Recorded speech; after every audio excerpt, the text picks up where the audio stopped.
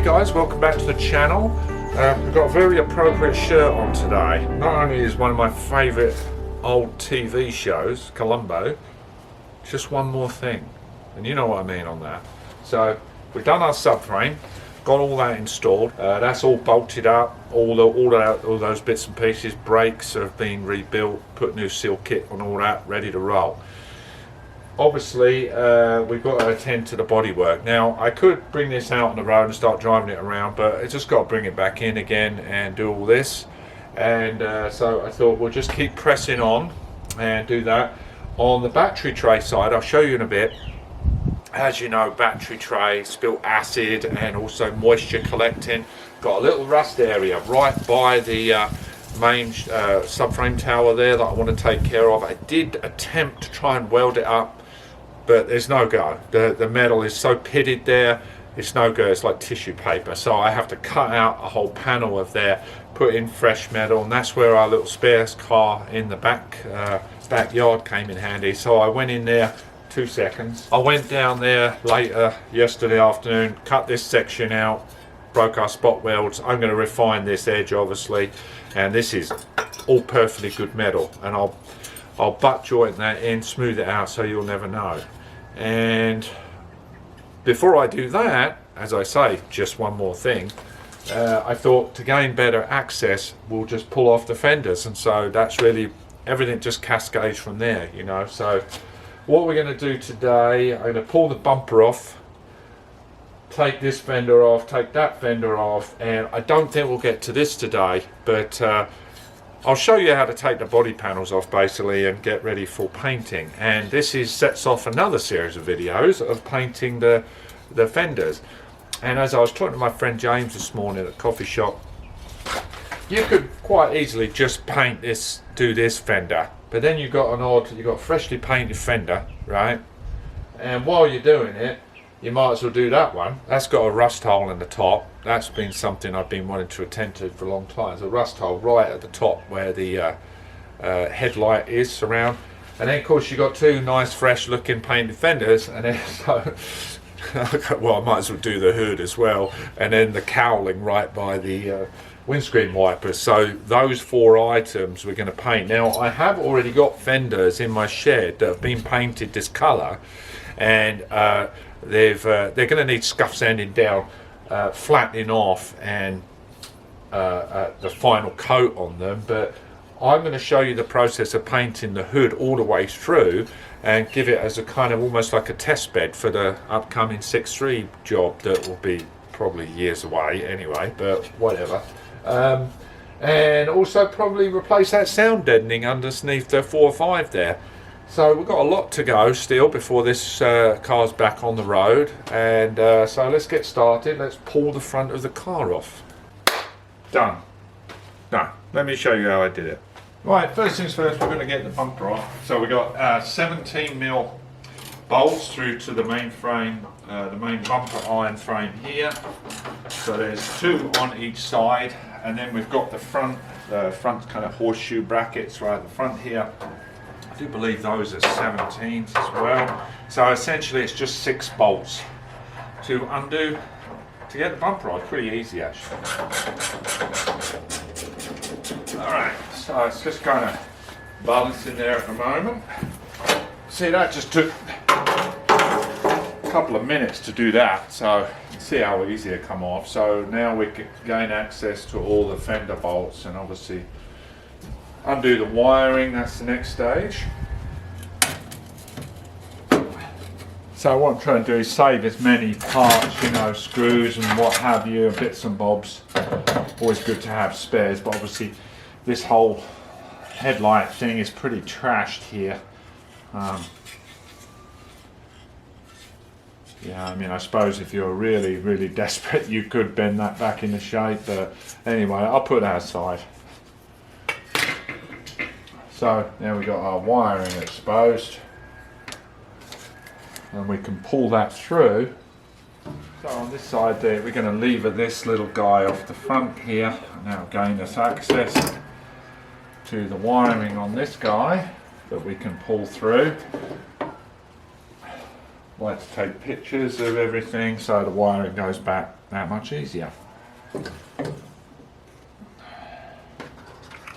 I'll take this off once we get the fender off. So let's start undoing all the bolts around the fender. We do have to take off the splash guard and the side trim down the bottom there.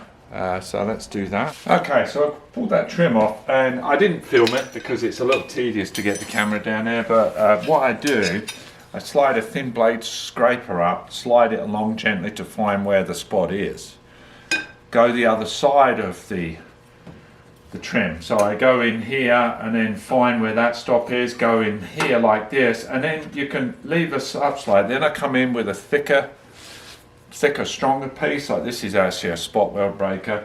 Come in there and then get right close, and then with this stronger piece it can ease the trim up and then it pops out.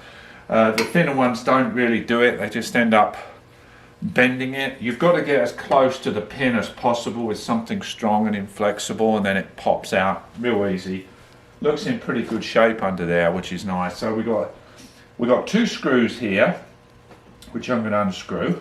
Okay, let me get those out.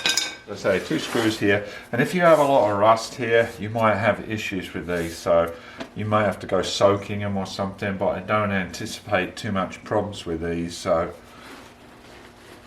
let me give these a little bit of a wrap.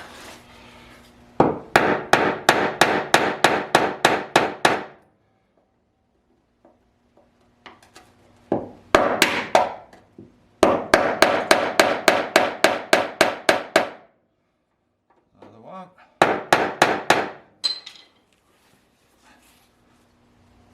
There we go. That was actually pretty easy, really. Good sign.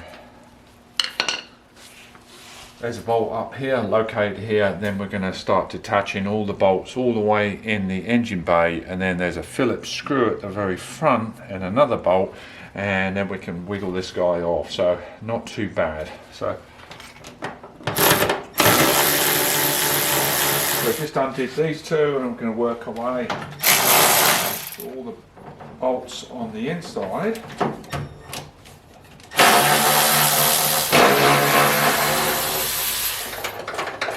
You've got to take this splash shield out because there's some hidden fasteners inside behind the splash shield. So yeah, 8mm bolts here. There's a couple or 3 under here, and then 1 or 2 up top. One about here, one about here. You may have a little difficulty if you're running a vacuum system, door lock system on a car, because the vacuum storage tank is here. It's a little tricky to get in around that, but you can do it. So this fender should come straight off now. So say you have to wiggle it around a bit because there's some mastic type material between these 2 flanges.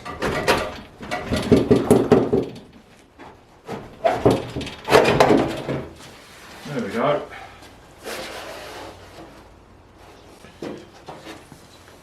This is what I was talking about, this vacuum box, and the bolts are here and here on the inside of the flange. So this one's pretty easy to get to. This one you might have to reach round with I used a flexible box head to get in there. It wasn't too bad. So let me get you in close here, show you what we got going. I did a video some time ago about checking these areas, you know, for potential if you're going out and looking at one of these cars, is to remove this shield and check this area, because this is a rust prone area. You can see for obvious reasons you get a lot of build up of debris here, but this looks to be in really nice shape actually.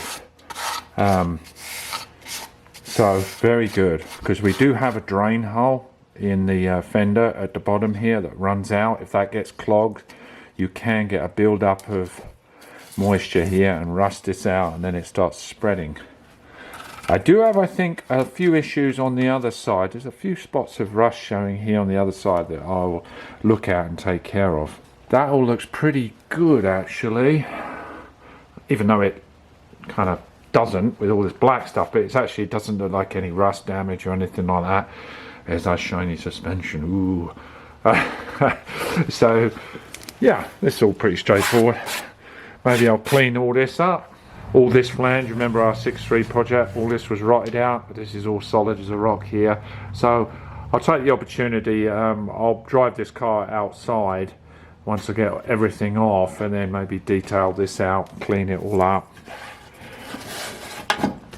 Well, there you go. That's how to get the fender off. I'm not going to show you the other one because it's just rinse and repeat basically. And then we've got to decide the big $1 million question is where to draw the line here. It's very easy to get, as my shirt says, just one more thing going on. But I've got so many things here, as you know, to carry on. Not least the 6.3 gigantic project, so I can't get too bogged down on this, but I want to do a good job anyway. You know how it goes, so it's all a balancing act.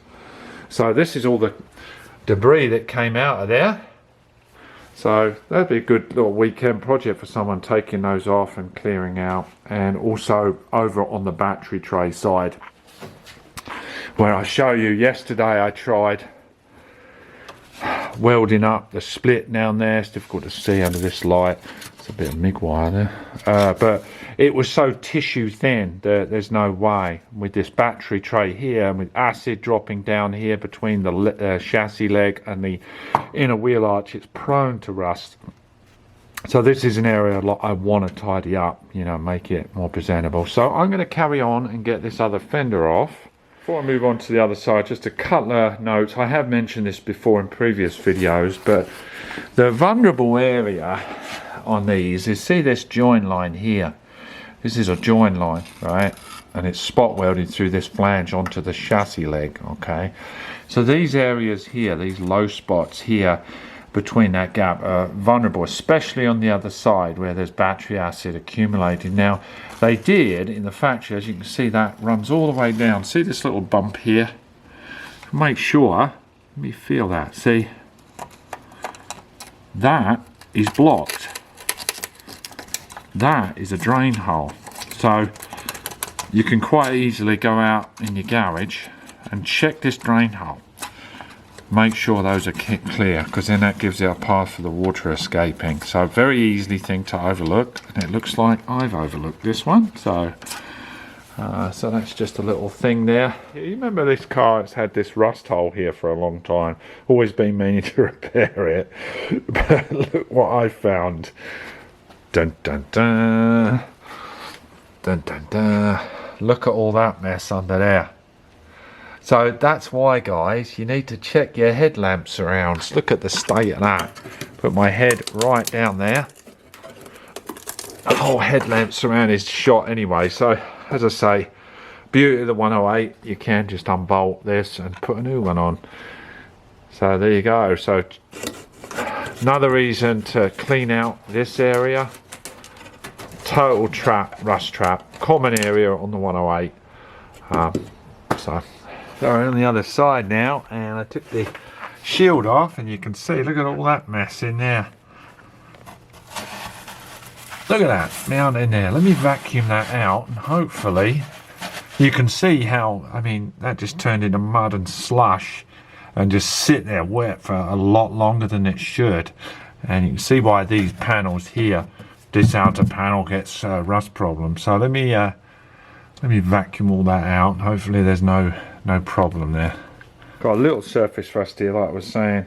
I'm going to take care of that, and these are a little rusty, but they should come out, I think. They don't look too bad. And then it's a little, someone had done a primer touch up there. I've always been meaning to do, so no problems underneath this trim, which is really nice.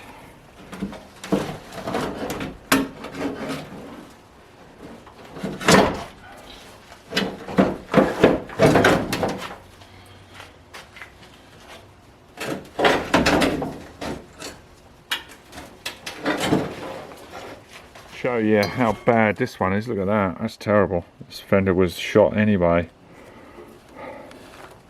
So let's strip all the parts off this guy, and I'll save, you know, good part of the metal, because this could be used in patch areas and stuff. There's a lot of good metal there. So obviously I take the trim off and the reflector and the front fog light there.